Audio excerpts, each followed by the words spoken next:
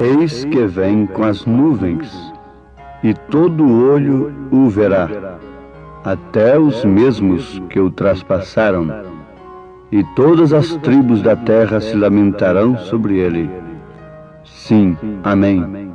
Eu sou o Alfa e o Ômega, o princípio e o fim, diz o Senhor, que é, e que era, e que há de vir, o Todo-Poderoso.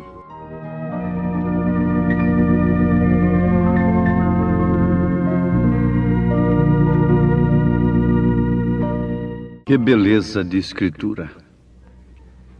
Quando um homem pega a escritura de uma grande fazenda em suas mãos, devidamente registrada, sem problema algum, ele diz: aqui está a fazenda em minha mão. Ou de uma casa, uma propriedade, não é? De muito valor. Não há coisa melhor do que ter a escritura registrada na mão. E que escritura maravilhosa está ao alcance de todos os filhos de Deus. É a Bíblia Sagrada, registrada no cartório divino, sob o selo de Deus, sob a palavra que não falha.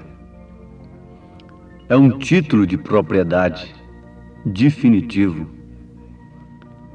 Eis que vem com as nuvens, e todo o olho o verá, até os mesmos que o traspassaram, e todas as tribos da terra se lamentarão sobre ele. Sim, amém. Eu sou o Alfa e o Ômega, o princípio e o fim, diz o Senhor, que é, e que era, e que há de vir, o Todo-Poderoso. Apocalipse, capítulo 1, versículo 7 e versículo 8. Temos lido na Escritura registrada pelo próprio Deus, selada pelo Espírito Santo. Amados, não há coisa que mais nos consola nestes dias do que sabermos que temos crido num Deus que não está indiferente às nossas lutas, às nossas dificuldades. Existe uma classe de ateus, eles não negam propriamente a existência de Deus, mas eles dizem que Deus é tão grande e está tão longe de nós, e que criou, na verdade, a terra e os homens, mas não toma conhecimento da existência do homem. Porque ele já deu inteligência para o homem, capacidade, e numa linguagem popular, que o homem se vire, procure os seus meios, use das leis que ele deixou aí e tudo mais, mas que Deus não está tomando conhecimento do que se passa na terra. Bom, essa é uma classe de céticos, de ateus, em relação à presença de Deus, à atuação de Deus na terra. Isso não combina perfeitamente, indiscutivelmente, com a verdade. Não combina.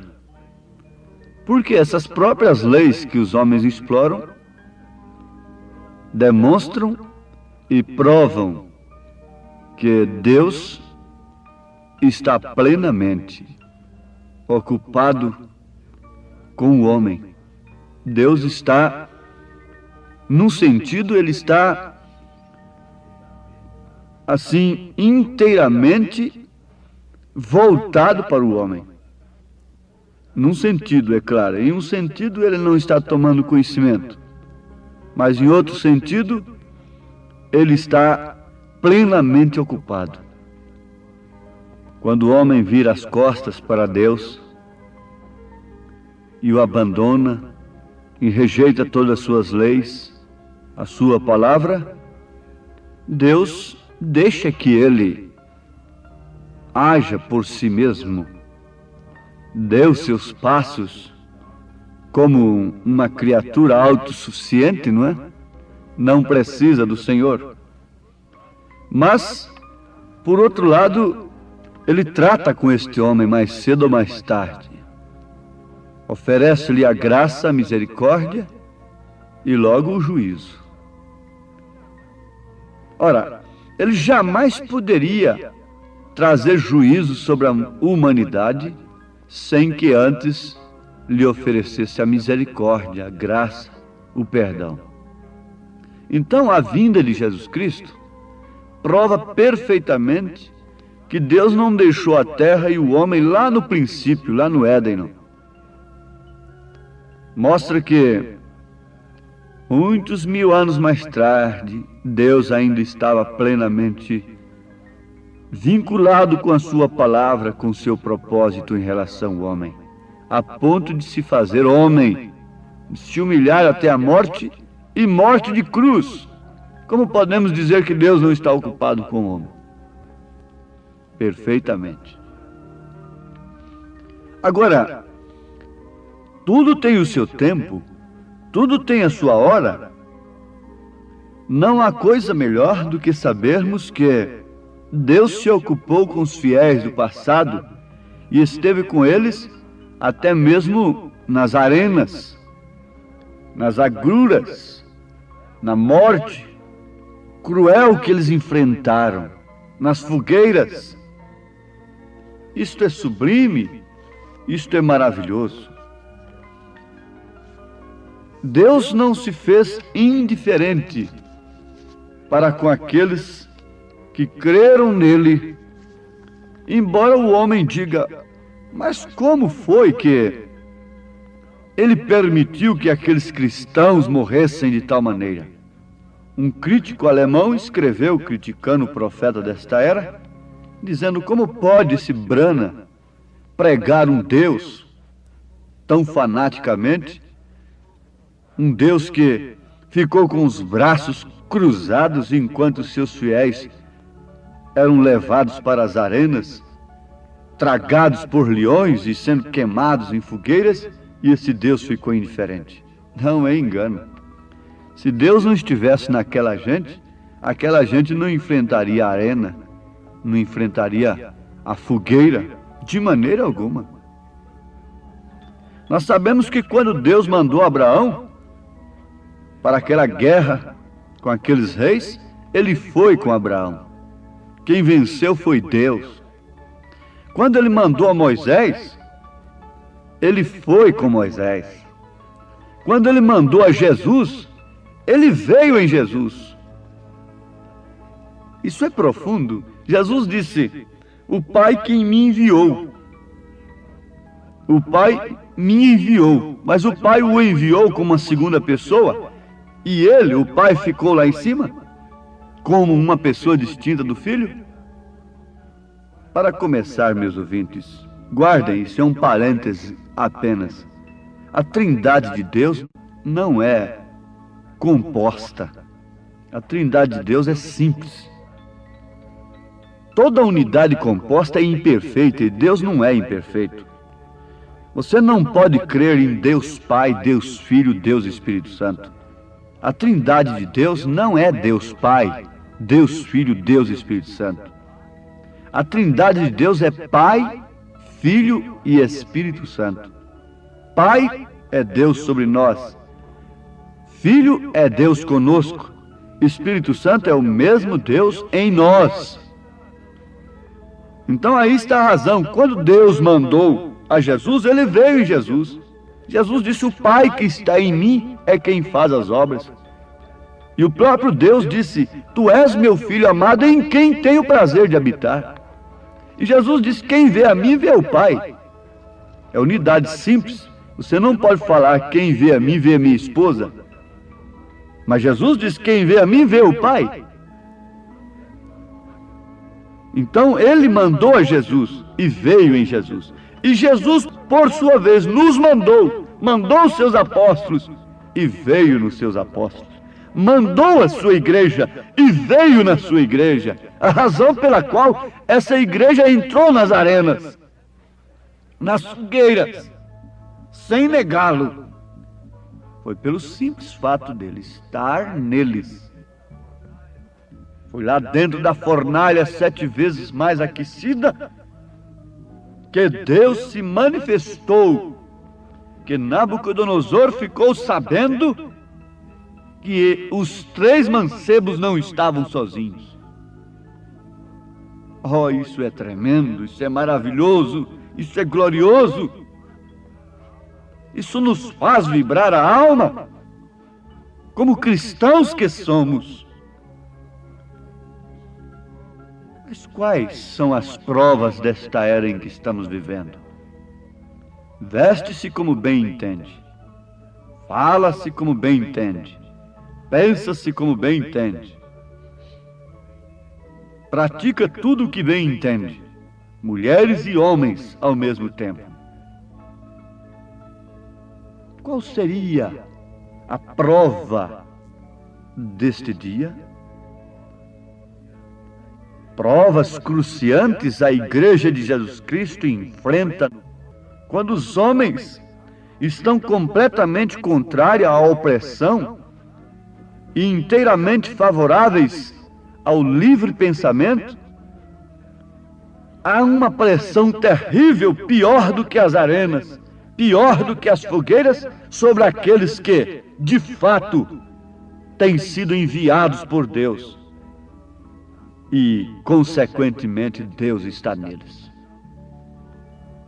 Mas há um consolo, meus irmãos. Ele virá. Essa gente que tem o poder vivificador do Espírito Santo, você sabe que um corpo sem espírito está morto, está dormente, está inconsciente.